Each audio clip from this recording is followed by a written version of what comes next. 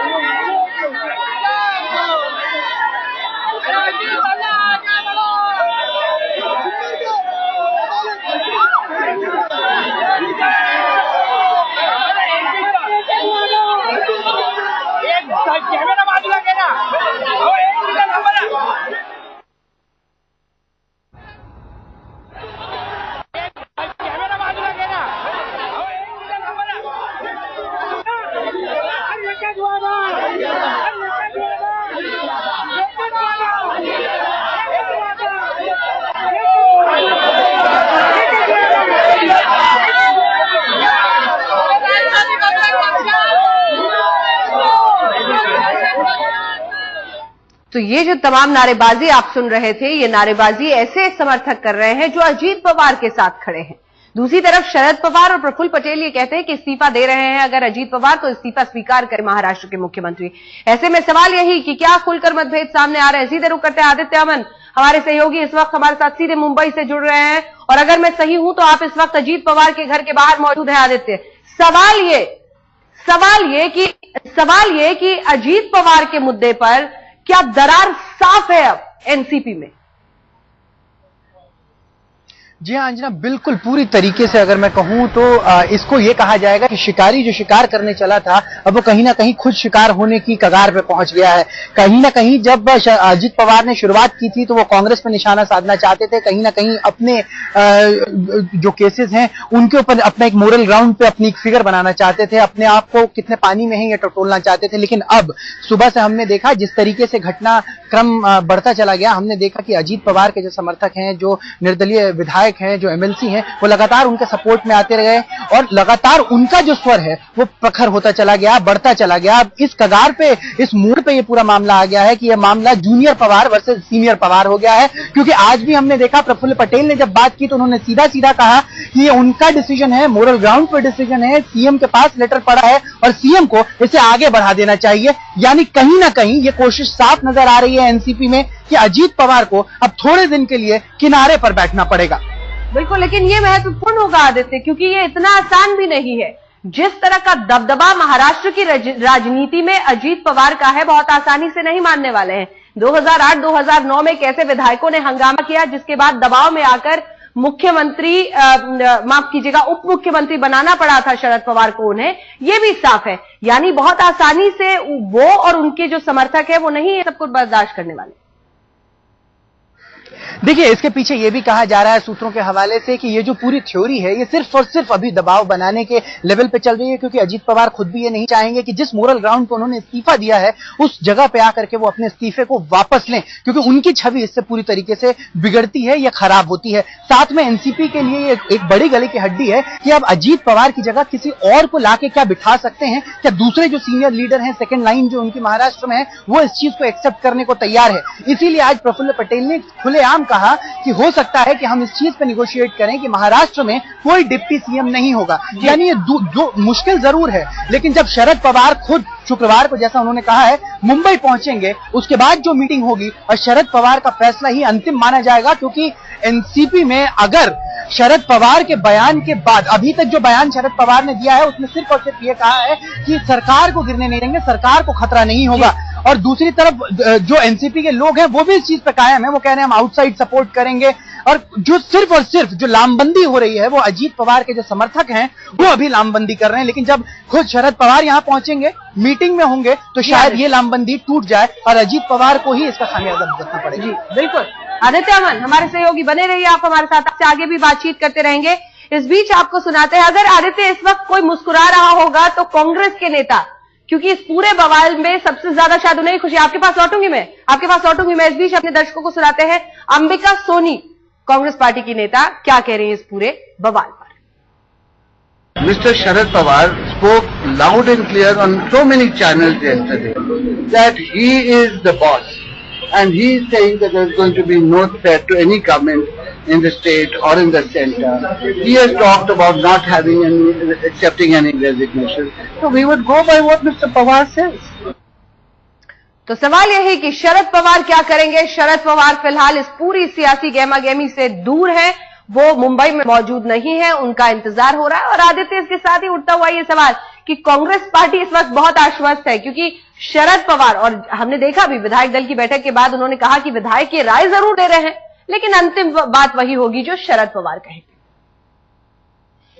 बिल्कुल अंजना, और मैं यहीं से शुरुआत हुई थी, ये जो पूरा झमेला शुरू हुआ उसकी शुरुआत यहीं से हुई थी। अजीत पवार एक सीधा मैसेज देना चाहते थे दिल्ली को, या कहें कि शरद पवार को, कि पृथ्वीराज चौहान, उनके जो काम करने का तरीका है उससे एनसीपी या कहीं ना कहीं कांग्रेस में भी थोड़ी सी नाराजगी जरूर नजर आती है। इसीलिए पिछले 2 महीने से हमने देखा एनसीपी और कांग्रेस की कोऑर्डिनेशन समन्वय समिति की मीटिंग अलग से रखी गई थी, उसमें डिस्कस किया जाता था, दोनों ही अपनी शिकायतें और एक दूसरे के सामने रखते थे। और अजीत पवार कहीं ना कहीं पृथ्वीराज चौहान को ही सीधा सीधा टारगेट करना चाहते थे, एक मैसेज देना चाहते थे कि ये जो आदमी दिल्ली से आया है, उनके सूत्रों के हवाले से ये मैं बता रहा हूं कि ये जो आदमी दिल्ली से आया है इसको वापस दिल्ली की तरफ रुख करना चाहिए, क्योंकि यहां स्टेट पॉलिटिक्स में वो उतने ज्यादा कामयाब नहीं हो पा रहे हैं जिस तरीके से लोगों को आदत है मंत्रालय में या महाराष्ट्र पॉलिटिक्स में काम करने की। तो निशाना कहीं ना कहीं उनके ऊपर था, लेकिन देखते ही देखते पूरा गेम बदल गया और ये कलह जो निशाना उधर साधा जा रहा था वो कलह एनसीपी के अंदर दिखने लग गई। और ये जो पूरी फूट है, जो पूरी दरार है,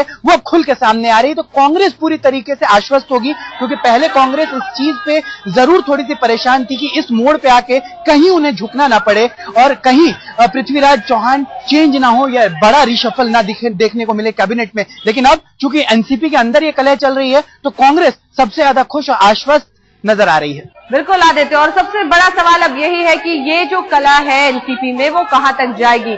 आप बने रहिए हमारे साथ, कला कहां तक जाएगी इस पर ये निर्भर करेगा कि क्या बचेगी या गिरेगी महाराष्ट्र की सरकार। तो आंकड़ों के नजरिए से जरा अपने दर्शकों को समझा देते हैं कि आंकड़े इस वक्त महाराष्ट्र में क्या कहते हैं। इस वक्त जो महाराष्ट्र में सरकार चल रही है वो कांग्रेस और एनसीपी के गठबंधन की सरकार है। उसमें कुछ निर्दलीय और अन्य विधायक भी हैं जो समर्थन दे रहे हैं। कुल सीटें हैं 288, 145 का वो जादुई आंकड़ा है जो बहुमत का आंकड़ा है। 82 कांग्रेस के विधायक हैं, एनसीपी के 62 है, निर्दलीय है 23 और बीबीए के हैं 2। तो कुल मिलाकर ये तस्वीर है इस वक्त सरकार की। अब एक एक करके जरा आपको तफसील से समझा देते हैं। ये जो आंकड़ा आप इधर देख रहे हैं, एनसीपी, कांग्रेस, निर्दलीय, बीबीए, ये तो 169 है जो इस वक्त सरकार बना रहे हैं। नीचे आइए, एनसीपी और निर्दलीय अगर हट जाते हैं, क्योंकि निर्दलीय 11 निर्दलीयों ने कहा है कि अगर अजीत पवार हमारे साथ नहीं रहेंगे तो हम सरकार में शामिल नहीं रहेंगे। तो अगर 11 निर्दलीय और 62 एनसीपी के हट जाते हैं और 73 निकल जाते हैं तो मुश्किल में पड़ जाएगी सरकार, गिर जाएगी सरकार।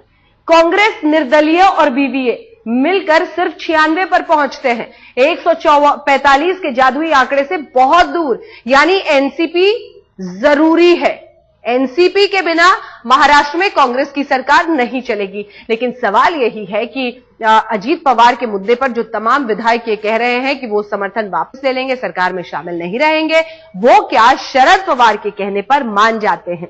अगर मान गए, जैसा कि वो मुखिया है, उनकी बात मानी जाएगी, तो फिर सरकार बच जाएगी और कोई मुश्किल नहीं पड़ेगी। हां, अजीत पवार जरूर एक बहुत बड़ी मुश्किल में, क्योंकि उन्होंने इस्तीफा दे दिया है।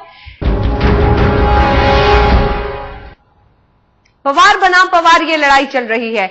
ये लड़ाई आज की नहीं है, लगातार ये देखा गया है। जूनियर पवार कह लीजिए, सीनियर पवार कह लीजिए, चाचा भतीजा कह लीजिए, हमेशा से ये जंग जारी रही है।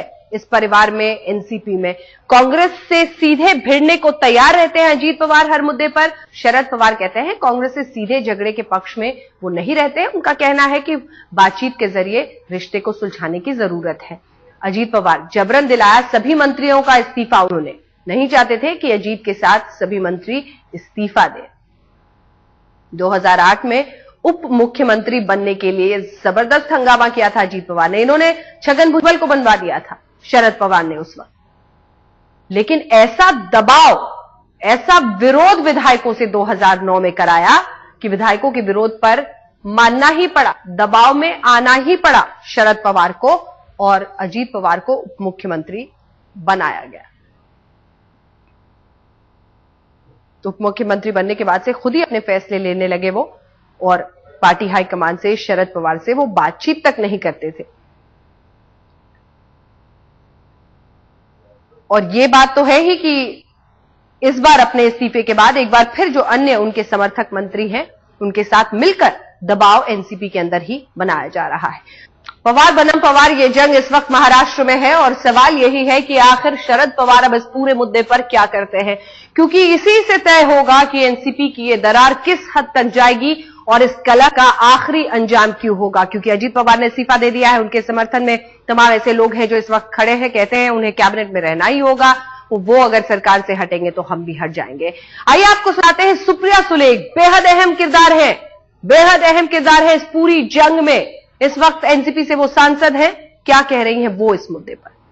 इतने दादा की इनर वॉइस है, उनको लग रहा था कि ऐसी जो खबरें उलट सुलट आ रही है, तो उनकी भी प्रेस कॉन्फ्रेंस में आपने सुना होगा, उन्होंने कहा कि एक ट्रांसपेरेंट और क्लीन श्वेत पत्र बाहर आए, इसीलिए वे खुद सरकार से बाहर रहना चाहते हैं कि जो भी ये श्वेत पत्र का काम हो वो फेयर हो, और महाराष्ट्र की जनता को जो गलत आरोप आज किए जा रहे हैं वो महाराष्ट्र की जनता के सामने जो सच है वही बात। तो सुप्रिया सुले ये कह रही है कि ये अजीत पवार के अंदर की आत्मा की आवाज है। वो चाहते हैं कि पारदर्शिता हो। जब तक व्हाइट पेपर इस मुद्दे पर, सिंचाई घोटाले पर सरकार नहीं रखती है, तब तक वो सरकार से बाहर रहे। लेकिन ऐसा भी कहा जाता है कि सुप्रिया सुले और अजीत पवार के रिश्ते आपस में बहुत अच्छे नहीं रहे हैं।